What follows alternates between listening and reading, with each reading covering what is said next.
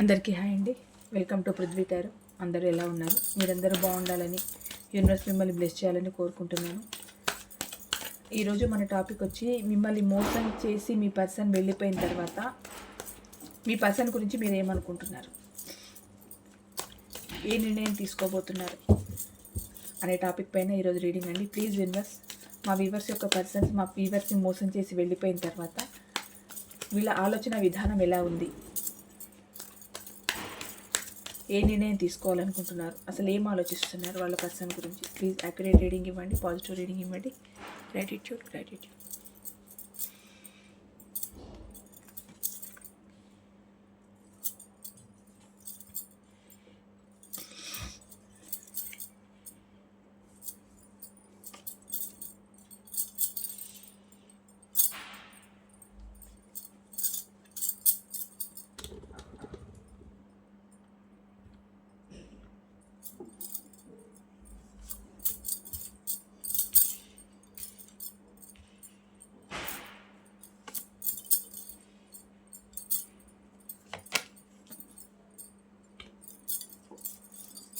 Bottom of the deck, 9 of Wands, 3 of Cups,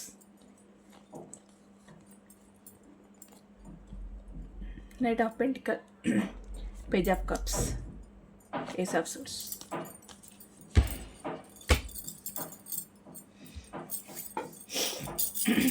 me person మిమ్మల్ని మోసం చేసి వెళ్ళిపోయిన తర్వాత మీ పరిస్థితి అంటే మీ ఆలోచన విధానం కానీ, మీ పర్సన్ గురించి మీరు ఆలోచించే విధానం కానీ ఎలా ఉందంటే, ప్రజెంట్ అయితే మీరు చాలా స్ట్రక్ ఎనర్జీలో ఉన్నారండి. మీ పర్సన్ మిమ్మల్ని మోసం చేసి వెళ్ళిపోయిన తర్వాత సహజంగా అది ఎవరికైనా ఉండేదే. ఎందుకంటే అంత నమ్మి, అంత ప్రేమించి, కేరింగ్నిచ్చి, కావలసిన నీడ్స్ని అందించి, వాళ్ళు ఒక పొజిషన్లో ఉండాలని మీరు అహర్నిశలు తాపత్రయపడి, కొందరైతే వాళ్ళ ఫైనాన్స్లో వాళ్ళు ఎంత లో స్టేజ్లో ఉన్నా కూడా ఫైనాన్స్ పరంగా మీ పర్సన్కి నీడ్స్ని అందించి, వాళ్ళకంత ఆప్యాయతని, ప్రేమని అందించి, మీ దృష్టిలో వాళ్ళు తప్ప ఇంకెవరు అంత ఒక స్థాయిలో లేరు అన్నట్టు మీరు ఉండి, నిజం చెప్పాలంటే వాళ్ళని మీ దృష్టిలో ఒక దేవుడు, ఒక దేవతలాగే అనుకున్నారండి. అంటే అంత ప్రేమను, అంత ఓవర్లోడ్ ప్రేమను మీరు పెంచుకున్నారు కనుక మీ పర్సన్ గురించి మీరు అలాగే అనుకున్నారు. కానీ మిమ్మల్ని మోసం చేసి వెళ్ళిపోయిన తర్వాత మీ పర్సన్, మీరు స్ట్రక్ ఎనర్జీలో ఉన్నారండి. అసలు ఏమి చేయాలో మీకు అర్థం కావట్లేదు. ఎలా ముందుకు వెళ్ళాలి, నా జీవితాన్ని ఎలా ముందుకు తీసుకెళ్ళాలి, నేను ఏం చేయాలి పరిస్థితిలో, అగమ్య గోచరంగా కనిపిస్తుంది మీ లైఫ్ మీకు. అంటే ఫేస్ చేస్తున్న మాకు మా పరిస్థితులు తెలుసు, మీరు రీడింగే చెప్పాలా అని కొందరు అనొచ్చు. ఏదేనండి, అందరి పరిస్థితులు అనుభవిస్తూ వెళ్ళిపోతున్నా ఎక్కడో ఒక దగ్గర లోటు జరుగుతున్న విషయాన్ని కొన్నిసార్లు గ్రహించలేరు. ఎందుకు గ్రహించలేరు అని అంటే, మీరు ఉన్న పెయిన్ అలాంటిది. ఆ పెయిన్లో మీరు మంచి జరుగుతున్నా గమనించలేరు, చెడు జరుగుతున్నా గమనించలేరు. అందుకే ఇలాంటి ఒక రీడింగ్ తీస్తే కనుక మీరు చేయాలనుకున్నవి తెలుస్తాయి, మీరు ఏం చేస్తున్నారో తెలుస్తుంది అన్న ఉద్దేశంతో ఈ టాపిక్ని ఎంచుకొని తీస్తే బాగుంటుంది. మీకు కూడా ఒక ఐడియా ఉంటుంది, మీకు కూడా కొన్ని తెలియని విషయాలు తెలియచ్చు. మీ గురించి మీకు తెలిసినంతగా నాకు తెలీదు. కాకపోతే రీడింగ్లో వచ్చే పద్ధతిని బట్టి ఇలాంటి ఒక మెసేజ్ వస్తుంది. మీరు ఫాలో అయితే మీరు కొంచెమైనా అలాంటి ఒక పెయిన్ నుంచి బయటపడగలుగుతారు అన్న ఉద్దేశంతో ఇలాంటి ఒక టాపిక్ని ఎన్నుకొని నేను రీడింగ్ ఇస్తున్నానండి. ఇక్కడ ఏంటి అంటే, మీరు ఏం చేయాలో అర్థం కాక ఒక హ్యాంగ్డ్ మ్యాన్ పొజిషన్లో, అంటే ఒక నిశ్చలత్వంతో అలా ఉండిపోయారు. అంటే ఒక చలనం లేని మనిషిగా, ఎంతసేపు ఏడుపు, బాధ, తెలియని ఒక ఆవేదన, ఏం చేయాలో తెలియకపోవడం, అలాంటి ఒక సిచ్యువేషన్లో ఉన్నారు. ఒక్కోసారి బ్యాలెన్స్ చేసుకోవాలనుకుంటారు. ఏంటంటే, నా పనిని నేను చూసుకోవాలి, ఊరికే ఎందుకు ఈ ఆలోచన, ఈరోజు నా వర్క్కి సంబంధించిన ఒక స్టెప్ ముందుకేస్తేనే కదా నేను ముందుకు వెళ్ళగలుగుతాను, లేకపోతే ఎలా వెళ్ళగలుగుతాను అని అనుకోవడం, బ్యాలెన్స్ చేసుకోవాలనుకోవడం, అప్పుడే ఒక స్టెప్ తీసుకోవాలనుకోవడం. నేను ఎంతో ముందుకు వెళ్ళాలి, నా కెరియర్ వైజ్గా కానీ, ఫ్యామిలీ వైజ్గా కానీ, నా పర్సన్కి నేను బీట్ చేయాలి నా పర్సన్ని. అంటే కొందరికి ఎలా ఉంటుందండి, మోసపోయిన తర్వాత అప్పటి వరకు ఎంతో ఇన్నోసెంట్గా మీ పర్సనే జీవితంగా ఉండి, వాళ్ళకి అహర్నిశలు అన్ని రకాల సేవలు చేసి, అన్ని రకాల నీడ్స్ని అందించిన మీరే, మీ పర్సన్ మిమ్మల్ని మోసం చేసి వెళ్ళిపోయిన తర్వాత తెలియని ఒక కసి ఏర్పడుతుందండి మనిషిలో. ఆ కసి ఇప్పుడు మీలో ఏర్పడుతోంది. ఎలాగనంటే ఎంత మీరు ఆలోచించలేని పరిస్థితి, బాధలో ఉండి ఎంత మీరు డిప్రెషన్‌లో ఉన్నా కూడా నా పర్సన్‌కి నేనేంటో చూపించాలి. అన్నిటిని నేను బ్యాలెన్స్ చేసుకోవాలి. నేను ముందుకెళ్ళాలి.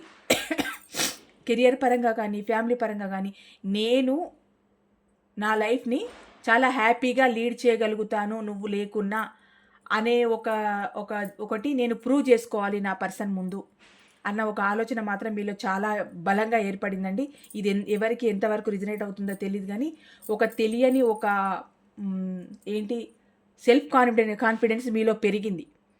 ఎందుకు పెరిగింది అనంటే, ఇది నిజంగా ఏదైనా మామూలు విషయాలు సవ్యంగా మాట్లాడుకొని, దీనివల్ల ఇది జరుగుతుంది, మనమిద్దరం దూరంగా ఉంటేనే ఫ్యామిలీస్ బావుంటాయి, మన కెరియర్స్ బావుంటాయని మ్యూచువల్ అండర్‌స్టాండింగ్ మీద విడిపోయే వాళ్ళు చాలామంది ఉంటారు.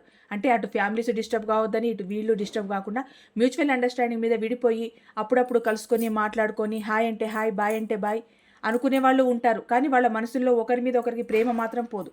ఖచ్చితంగా వాళ్ళ మీద ప్రేమ, ఒకరి మీద ఒకరికి ప్రేమ ఉంటుంది. వాళ్ళ జీవితాలు ఇంకొక పర్సన్స్‌తో వాళ్ళు లీడ్ చేస్తూ ఉన్నా, పరిస్థితుల వల్ల వాళ్ళ మ్యూచువల్ అండర్‌స్టాండింగ్ మీద వాళ్ళు ఓకే. సరే ఇంట్లో ఇలా ఉందా, ఫ్యామిలీ డిస్టర్బ్ అవుతుందా మన వల్ల, సరే ఓకే.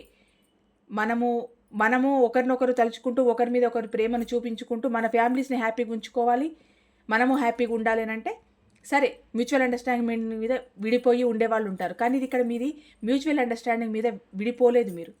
మీ పర్సన్ మిమ్మల్ని మోసం చేసి వెళ్ళిపోయారు. ఎందుకు అనంటే, అది థర్డ్ పర్సన్ కోసమే కానివ్వండి, తన కెరియర్ కోసమే కానివ్వండి, తన స్వార్థం కోసమే కానివ్వండి, ఇక్కడ ఏ ఒక మాట కూడా మీకు చెప్పకుండా వెళ్ళిపోయారు మీ పర్సన్. ఇప్పుడు మీరేమనుకుంటున్నారంటే, ఇంత మోసం చేసిన నా పర్సన్ ముందు నేను నిలబడి చూపించాలి, నువ్వు లేకున్నా నేను ఉండగలను అన్న ఒక ఒక విషయాన్ని తనకు నేను తెలియజేయాలి అన్నట్టు మీరు చాలా ప్రాక్టికల్‌గా మారిపోయారండి. అంటే ఇప్పుడు ఏంటి అనంటే, మీకు ఇంతకు ముందు ఉన్నంత ఎమోషన్స్ లేవు. ఇంతకు ముందులాగా విపరీతంగా బాధపడట్లేదు, ఏడవట్లేదు. 24/7 నా పర్సన్ అంటూ విపరీతంగా ఆలోచించట్లేదు. చిన్నగా మీలో ఒక తెలియని ఒక మార్పు జరుగుతూ ఉంది.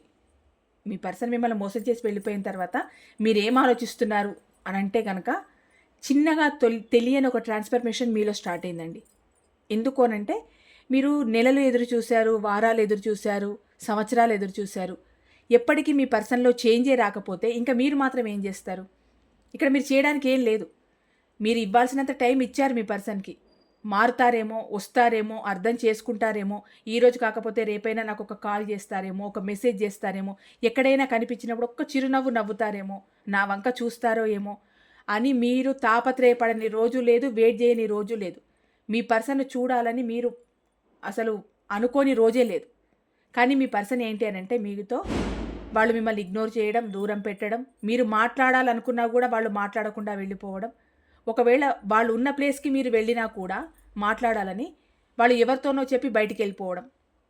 అంటే వాళ్ళు ఎలా చేశారనంటే, మిమ్మల్ని మోసం చేసే ప్రక్రియలో మిమ్మల్ని చాలా చీప్‌గా చూసారు.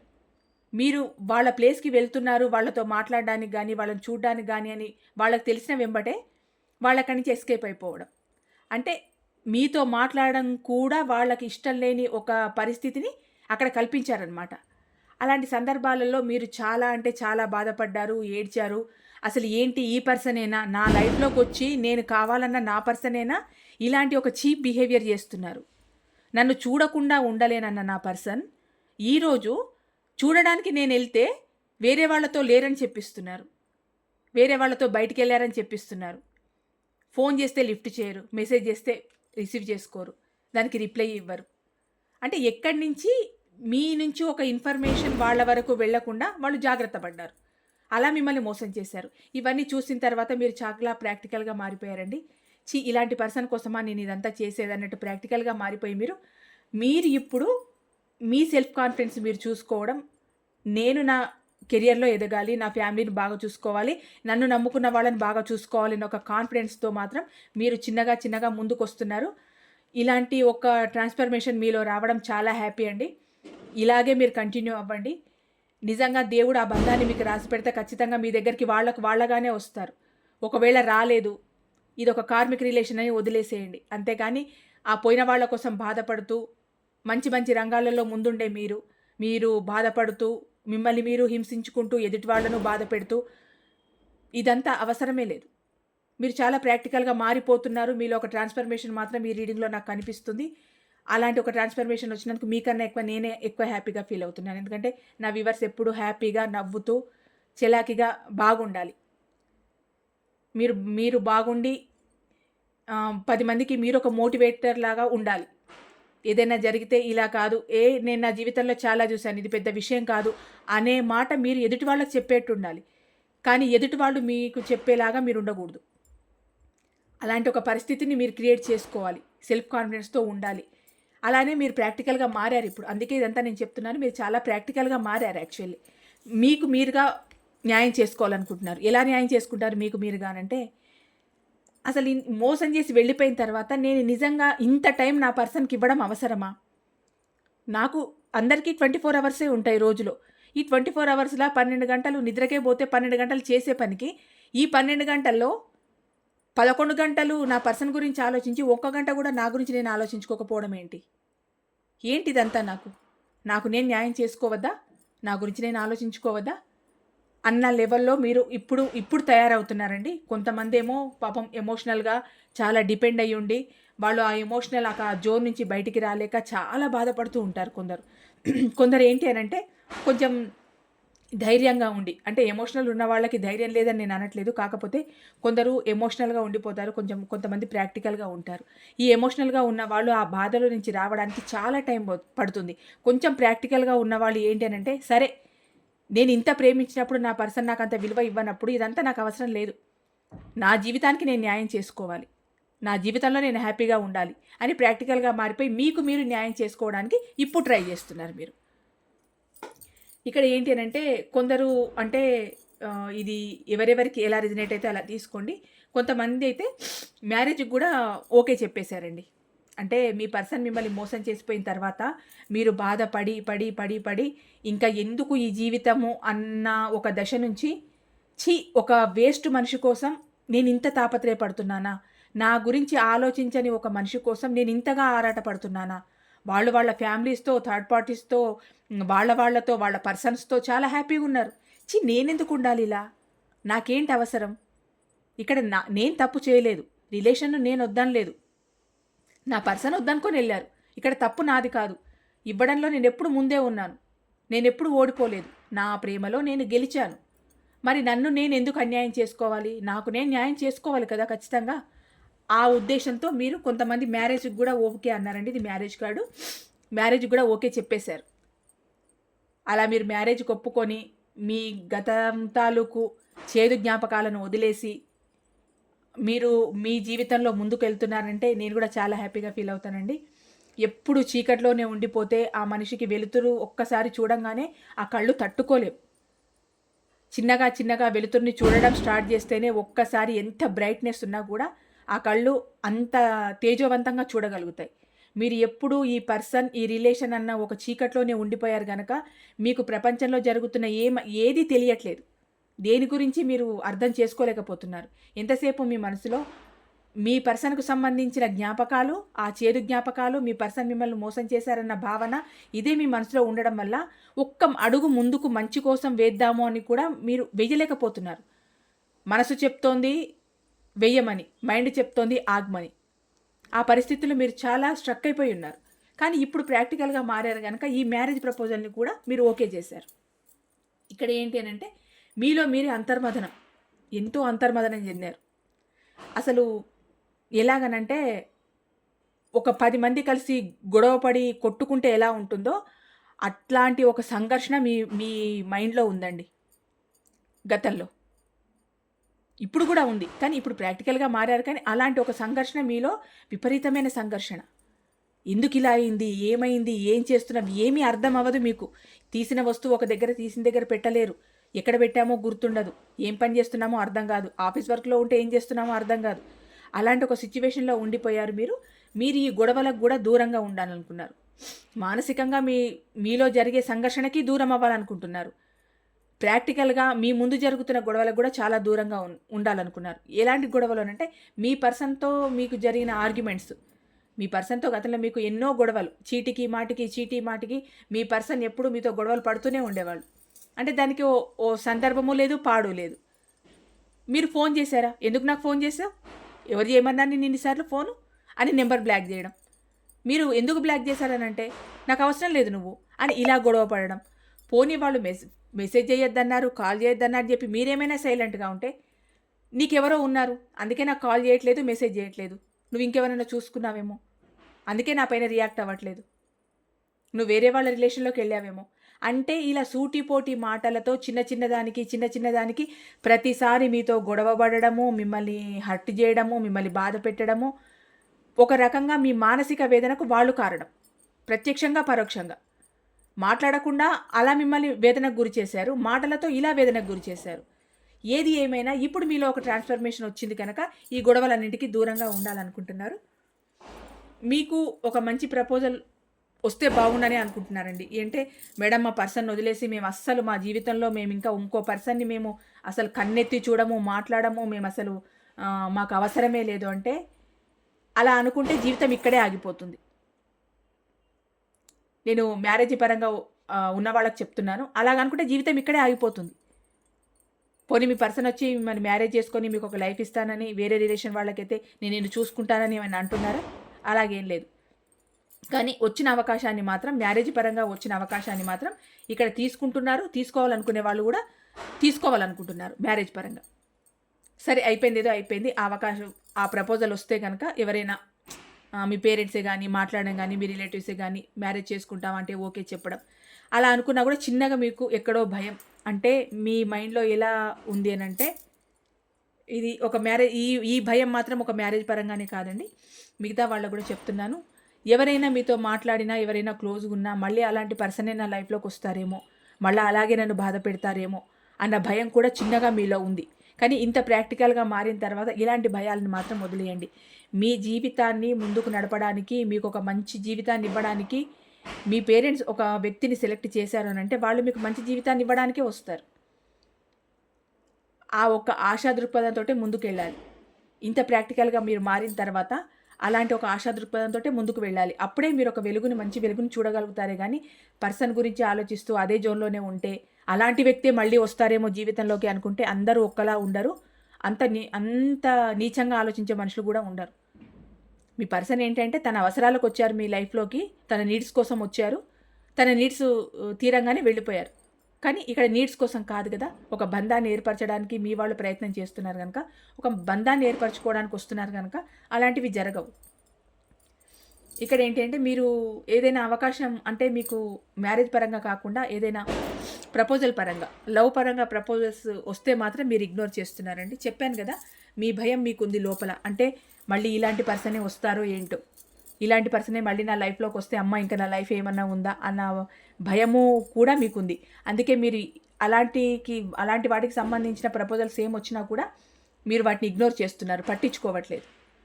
మీ చూపు అంతా ప్రజెంట్ అయితే మీ కెరియరు, మీ లైఫ్, మీరు హ్యాపీగా ఉండడం, మీరు ప్రాక్టికల్గా మారిన విధానం, నేను ఇలా ఉన్నాను, నేను ఇంత స్టెబుల్గా ఉన్నాను, నేను ఏదైనా నా లైఫ్లో సాధించగలుగుతాను, నువ్వు లేకపోతే నాకు ఇక్కడ పెద్దగా పోయేది ఏం లేదు అన్నట్టు మీరు ఆలోచిస్తున్నారు. అలాంటి వాళ్ళు ఎవరైనా ఇంకా మీ వ్యక్తి లాంటి వాళ్ళు ఎవరైనా మీకు ప్రపోజ్ చేయాలనుకున్నా కూడా మిమ్మల్ని మీరు దూరం పెట్టేస్తున్నారు. అంటే మ్యారేజ్ పరంగా ఓకే చెప్తున్నారు, రిలేషన్ పరంగా మాత్రం దూరం పెట్టేస్తున్నారు. ఇక్కడ హీల్ అవుతున్నారండి మీరు. అంటే ఇలాంటి ఒక బ్యాడ్ సిచ్యువేషన్ నుంచి బయటకు వచ్చారు కదా.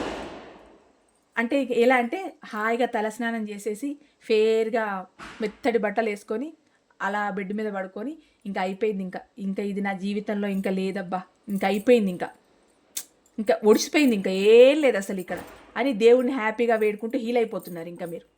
అంటే ఇదొక చాప్టర్ ముగిసింది అన్నట్టు మీరు ఫీల్ అవుతున్నారనమాట. ఇక్కడ ఏదైనా ఆఫర్ వస్తే అంటే ఇది కెరియర్ పరంగానే కావచ్చు, రిలేషన్ పరంగా కావచ్చు అండి, మీకు ఏదైనా ఆఫర్ వచ్చే ఛాన్సెస్ మాత్రం ఉన్నాయి, ఎవరైనా ప్రపోజ్ చేసే ఛాన్సెస్ ఉన్నాయి. ఇక్కడేమో ఇగ్నోర్ చేస్తున్నారు, కానీ తెలియదండి ఎవరైనా మంచి వ్యక్తులు మీ లైఫ్లోకి వచ్చే ఛాన్సెస్ ఉన్నాయేమో. నేను చెప్పాను కదా అలాంటి వాటికి మేము అసలు లొంగము, మేము వేరే వ్యక్తిని మేము ఊహించుకోమనంటే నేను ఊహించుకోమని చెప్పట్లేదండి. ఏదైనా ఒక వ్యక్తి మీ లైఫ్లోకి రావడానికి, ఇది రిలేషన్ పరంగానే కాదు, ప్రేమ కోసం కాదు, ఏదో రిలేషన్ మెయింటైన్ చేయడానికే కాదండి, మీ జీవితాన్ని ముందుకు నడపడానికి ఇంకా ఏ వ్యక్తి అయినా మీ జీవితంలోకి రావచ్చు అంటున్నాను. అది కెరియర్ పరంగా మీ బాస్ లెవెల్లోనే కావచ్చు, మీకు ఒక మోటివేషన్ ఇచ్చే పర్సనే కావచ్చు, లేకపోతే మీకు తోడుగా ఉండే పర్సనే కావచ్చు, మీతో ఫ్రెండ్షిప్ చేసి మీ మీ బాగోగులు చూసుకునే మనిషే కావచ్చు, ఎవరైనా కావచ్చు. ఒక లవరే రావాలి మీ లైఫ్లోకి రావాలని నేను చెప్పట్లేదు. ఒక వ్యక్తి ఏదైనా ఒక ఆఫర్ ఇవ్వడం మీకు, అది ఎలాంటి ఆఫర్ అయినా కావచ్చు. అలాంటి ఒక ఆఫర్ మాత్రం మీ లైఫ్లోకి వచ్చే అవకాశం ఉందండి. మీరు మాత్రం మంచి సెలబ్రేషన్ చేసుకుంటారు మీ లైఫ్లో. అంటే ఇంకా గతాన్ని మర్చిపోయి ఇంకా వద్దు అనుకొని వదిలేసుకున్న తర్వాత ఇంకా జీవితం మొత్తం హ్యాపీగానే ఉంటుంది. కాకపోతే మీరు మనసిచ్చిన మనిషి మీ జీవితంలో లేకపోవచ్చు, మీరు కోరుకున్న మనిషి మీ పక్కన లేకపోవచ్చు, కానీ మీ జీవితం ఎప్పుడూ మోడుబారినట్టే ఏం ఉండదు. కొన్ని రోజులు ఉంటుంది, ఓ సంవత్సరం ఉంటుంది, 2 సంవత్సరాలు ఉంటుంది, మహా ఓ 10 సంవత్సరాలు ఉంటుందేమో. జీవితకాలం మొత్తం ఉండదు కదా. ఉంటుంది. ఎలా ఉంటుందంటే ఆ మనసులో ఆ తగిలిన గాయం ఎప్పుడో అప్పుడు పెకిలిస్తూనే ఉంటుంది. ఆ బాధ ఎప్పుడూ ఉంటుంది. కానీ దాన్ని పట్టుకొనే జీవితంలో మీరేం ఉండరు. మీరు ముందుకు రావడానికి ట్రై చేస్తారు. మీ జీవితంలో ఒక సెలబ్రేషన్‌ని మాత్రం ఖచ్చితంగా చూస్తారండి మీరు. మీరిప్పుడు ఆలోచించడం మొదలుపెట్టారు. మీ జీవితం గురించి మీరు ఆలోచించడం స్టార్ట్ చేశారు. ఇన్ని రోజులు మీ పర్సన్ గురించి ఆలోచించడం మాత్రమే చేసిన మీరు, ఇక మీదట మీ జీవితం గురించి మీరు ఆలోచించుకోవడం స్టార్ట్ చేశారు. అందుకే మీలో ఇంత ట్రాన్స్‌ఫర్మేషన్ మీలో జరిగింది అంటేనే, మీ జీవితం ఇక ముందు చాలా బాగుంటుంది అని అర్థం. మీ పర్సన్ చేసిన మోసాలు, మీరు చేసిన త్యాగాలు, వాళ్ళు మిమ్మల్ని పెట్టిన బాధ అన్నీ పక్కకు పోతాయి ఇంకా. ఇప్పుడు మీరు మీ జీవితం గురించి ఆలోచిస్తున్నారు. నా జీవితంలో నేను ఎలా ఎదగాలి? నా జీవితంలో నేను ఎలా ముందుకు రావాలి? నాకంటూ ఒక ఐడెంటిఫై నేను ఎలా క్రియేట్ చేసుకోవాలి? నా వాళ్ళని ఎలా హ్యాపీగా ఉంచాలి? నేను ఎలా హ్యాపీగా ఉండాలి? ఇలాంటి ఒక ట్రాన్స్‌ఫర్మేషన్ మాత్రం మీ లైఫ్‌లో వచ్చిందండి. చాలా మంచిది.